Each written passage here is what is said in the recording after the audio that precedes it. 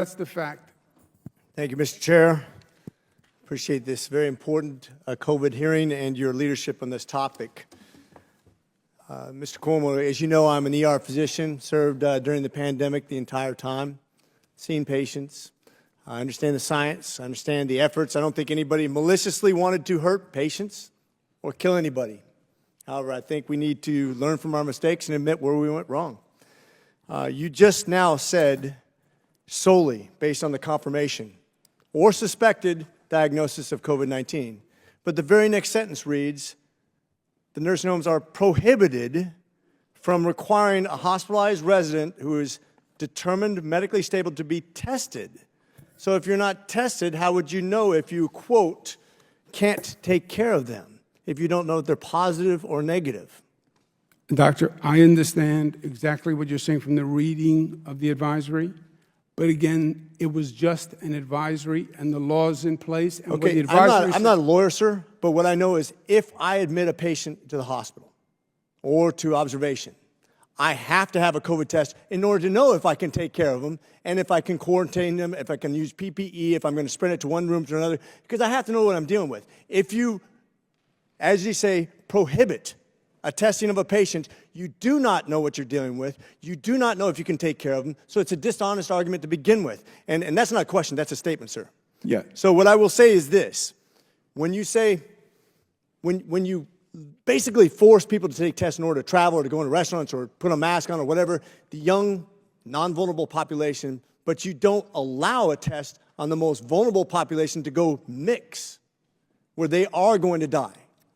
If we can't at least admit that was a mistake, if we can't say in my book that I write about being the governor of a state that has some questionable results on this COVID pandemic, then we're not going to learn from our lessons. And I just gotta wonder, where did you make any mistakes? Oh, I made plenty of mistakes. You don't think this was a mistake? Looking back, the CMS, CDC, DOH will still defend this order?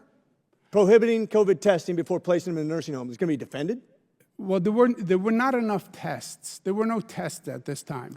But wait a minute. I understand that you actually had your family tested. Were those tests not available for the patients going back into COVID?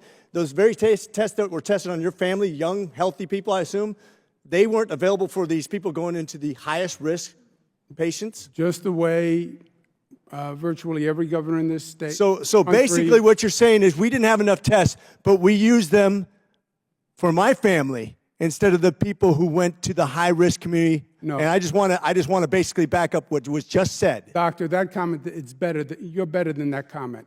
People who I might be in contact with took a test so I didn't get COVID. Just like when I went to see President Trump and they gave me a COVID test before I was allowed to see President Trump or his aides to make sure I didn't infect them.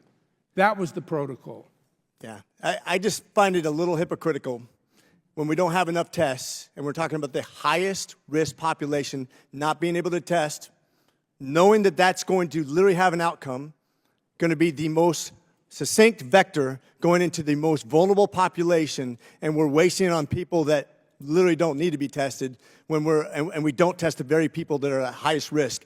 And I would just like to say, we have family members right here, right now, that lost their relatives because of that decision, which I think was wrong. I think it's okay to admit that it was wrong. I think you should admit that it's wrong, and I think you would come off a lot better to those families if you just turn around and just apologize to those families and say, I'm sorry, it was a bad decision. Doctor, again, the law supersedes the advisory. The advisory is saying you talk to the people in the hospital.